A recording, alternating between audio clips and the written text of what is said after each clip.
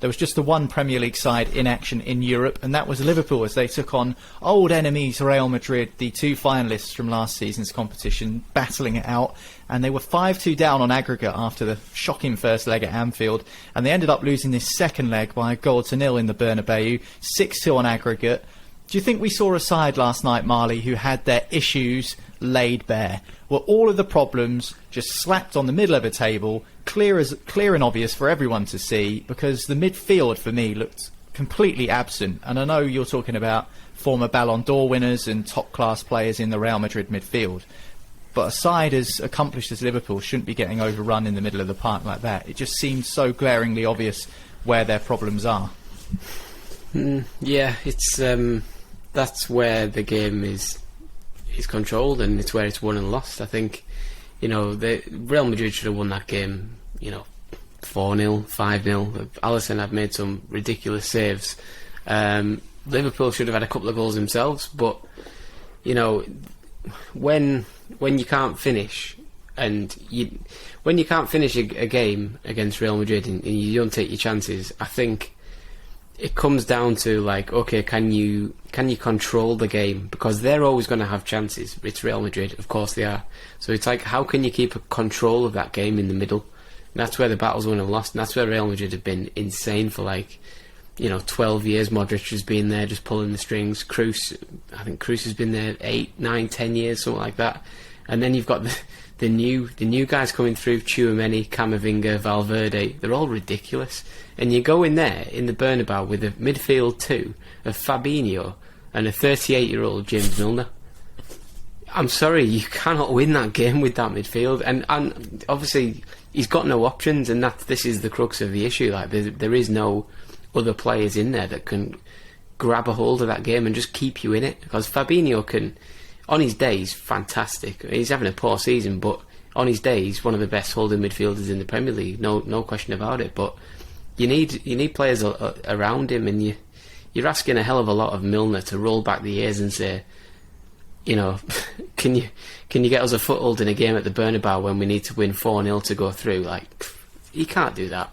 Like, not every 38-year-old is like Modric. Like, you can say, well, you've got a 38-year-old and we've got one, so it cancels each other out. But they're on different planets. When I was 8 years old, I watched James Milner on loan at Swindon Town from Leeds United in a Football League match that I went to as part of the football club that I was playing for, my youth team. Jesus. He got treated to watch a Football League game, and in the Swindon Town squad, James Milner. You've got to praise the longevity, but yeah, it's a bit of a step, isn't it? Yeah, I mean, if you're playing Milner against Real Madrid in the Champions League, you probably in an ideal world, you're putting him on for the last 10 minutes because one of your fullbacks is on a card and you're worried, and you just ask him to go on and do a little cameo and try and use his experience to waste a bit of time, or to man mark, just follow someone around for 10 minutes. But 90 minutes in a two-man midfield against Modric, Camavinga and Kroos, I think it was last night, and it's an unwinnable task. Like, you cannot win that game. You've got to rely on like 4 worldies from Salah or Nunez or something, and a complete failure of finishing from Real Madrid to get anything from that game. And they created so many chances, they were gonna take one eventually. Alisson can't keep making these daft, ridiculous saves that he started making from Camavinga's shot that he tipped onto the bar, and from Vinicius's header, which he got an arm to as well. That's going to run out as soon as Benzema gets a chance, and that's what happened. Obviously, Milner, as Marley touched upon, is an elder statesman in the side. Jordan Henderson is now 33. Do you think Klopp's downfall this season, Joel, has been his loyalty to some of his players? You can understand why he's shown that loyalty with what they've achieved under his guidance for the last 4 or 5 seasons. But when you think about what Liverpool require now, has it been a case of Jurgen Klopp maybe has been punished for his sentimentality, because it looks like it's a long way back for Liverpool to get to where they were before? In a sense, this is the biggest dilemma I think everyone's had when they've been looking out of Liverpool from the inside, which is who's pulling the strings behind the scenes. Because I'm pretty sure Jurgen Klopp will have asked for a midfielder for the last 3 seasons. Obviously, they got Thiago, I think, was it 2 or 3 years ago. He's had his injury problems this season. But when you go into the best European club who are incredible in European football, 14 titles, and you're playing James Milner and Fabinho, it's written. The game's already written before it's even started. And I think he probably would have got a massive reality check going up against the Real Madrid's midfield, because it just shows how desperately Liverpool need a complete clear out. I feel like they need a new look midfield going into next season, where, you know, I know they're going for Jude Bellingham. I don't know if that's going to even come off, because I think if Bellingham watched that game, he would have thought, well, if I can join that Real Madrid side and make it even better in the midfield, we're going to dominate for the next 10 years. Whereas with Liverpool, they do need heart surgery in that midfield, where the likes of Jordan Henderson, I think he's got probably about 2 years max left. James Milner, again, same. Fabinho, I don't know if he's going to reach the heights that he's reached in the last years. Thiago, again, same. So that's 4 midfield players that you've got who are basically on their way out. And then that's going to cost you a good, 200 million to replace and get some top quality midfielders in. It's been clear, it's been obvious. It's almost like they've been delaying, and now they're paying the price. When you're a top quality side like Liverpool have been in the last 7 years, you have to consistently repair and replace, like the great sides have done, like Sir Alex Ferguson's side did all through the 2000s. When you're ready to move a player on, you buy his replacement straight away. You don't wait until all 7 years have come about and you've now got to scramble around trying to find the best young talents that every other best European club are trying to get as well, because your side's going to fall behind. As we've seen, they're now 8th place in the Premier League. That's not as attractive as, say, when they won the Champions League or when they were fighting City, 95, 98, 99 points every season. It's a different proposition now. And when I looked at Real Madrid's midfield, you've got Modric, who's looking like a Swiss-made grandfather clock. You've got Toni Kroos, who's literally on cruise control, no pun intended, just completely dictating. And then you see Camavinga, he's the heir to the throne. He's going to come in and completely replace Modric perfectly. You've got, like Marley says, Tchouaméni, he comes in, replaces Toni Kroos, who I think is debating retirement at the end of the season, if I'm not wrong. So they've already got a contingency plan in place. Liverpool have basically shot themselves in the foot. They have no contingency. I don't know what they've been doing behind the scenes. It's almost like they've put their head in the sand, thought that their midfield can get them through these tough times. It's not the case. Top level football is so competitive that every other team are doing it even better than you are. So that was the glaring obvious error for me, for Liverpool. The midfield differences in terms of quality was second to none, absolutely second to none. And when you looked at, for example, Trent Alexander-Arnold last night, I seen an absolutely incredible stat, which was he got dribbled past by Vinicius Junior 6 times, which is the second most in Champions League history. And that's ridiculous when you see the amount of incredible dribblers we've seen in Champions League history. I'm guessing Messi's the one who's got number 1. I'm pretty sure it will be. But this is the thing. Weaknesses in the side that need to be addressed. They should have a right back who can come in and take the place of Trent if needed to mark Vinicius. So there's a lot of issues going on there, and I think that 7-0 really got all the Liverpool fans excited and thinking they were back. No, it was a complete plaster on what needs to be replaced quite urgently. To play devil's advocate here, Marley, if Liverpool don't qualify for the Champions League this season, it will be the first time that that's happened since Jurgen Klopp's first full season in charge, which was 2016-17. It's going to be a bit of an ask for them to get in the top 4. They've scratched their way into it in previous seasons as well. I remember Alisson's header against West Brom to get them into 4th. You know, they've managed to scrape their way into the top 4 at times. So, as I mentioned, to play devil's advocate, is there an argument to suggest that, actually, when you think about it, with how competitive the Premier League is, for them not to possibly reach the Champions League this season for the first time since 2016, effectively, what's that, 5 or 6 years now? It's quite a big achievement, and Joel's already touched upon it. 97 points, 98 points, or whatever. To keep that level up for that period of time and not drop off is very impressive. Was it inevitable that they were going to tail off at some point? And are we just seeing like it happen intensely now before they are able to build it back up again?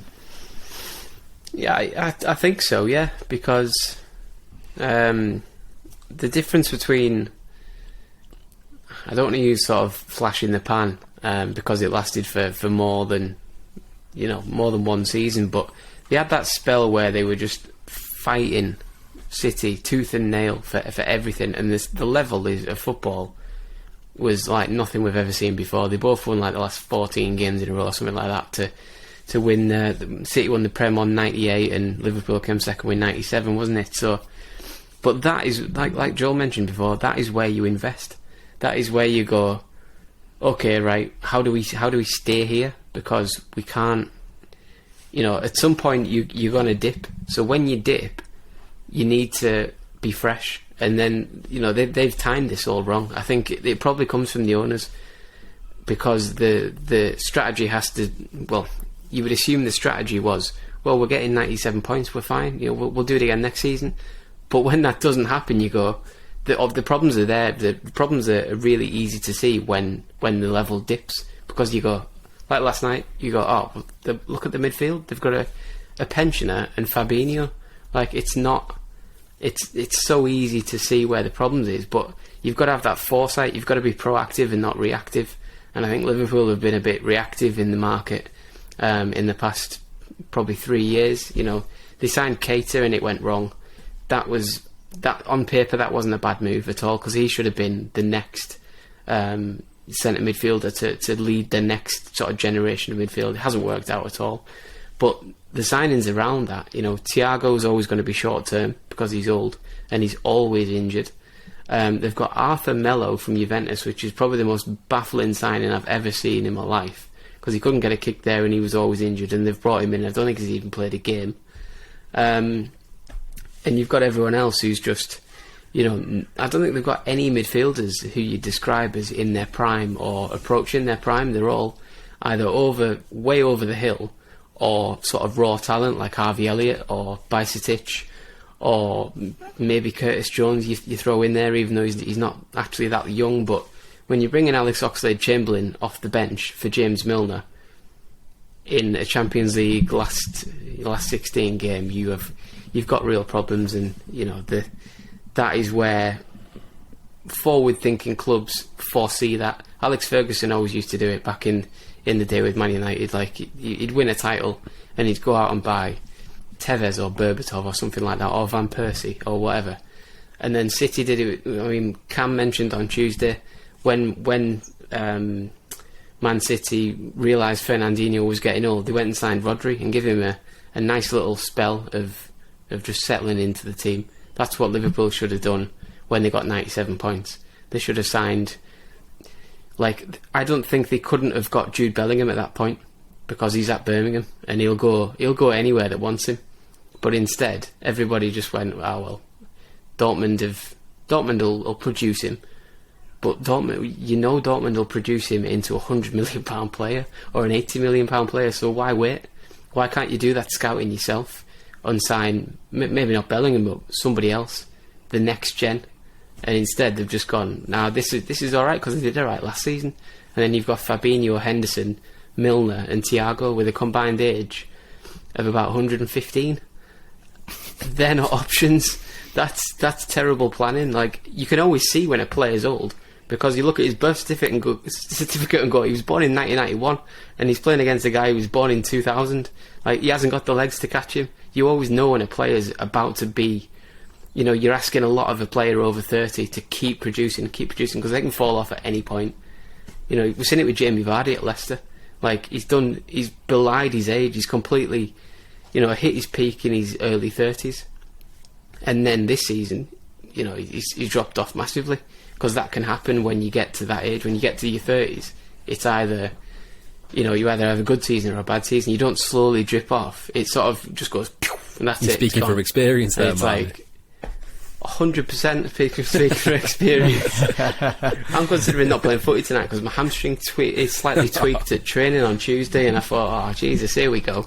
At least it wasn't getting out of bed or picking the post up or something like that. That would really be a sign to give it up. Do you know genuinely what it was? We were playing, we did some possession work in training on Tuesday, and someone tried to put like floated a ball sort of over my head, and when it's too high for you to head, but you can stretch your leg back and flick it out the air. Big mistake. I did that, and I nailed it. Absolutely brilliant interception. And I just thought my hamstring's going to be knackered tomorrow. And I woke up the next day and I was like, oh, that's a bit sore. I have to get the deep heat on it. You be careful with that deep heat. You don't want it getting anywhere that it's not supposed to be, because that is an error that is hard to recover from. You only make that mistake once. Yeah, exactly.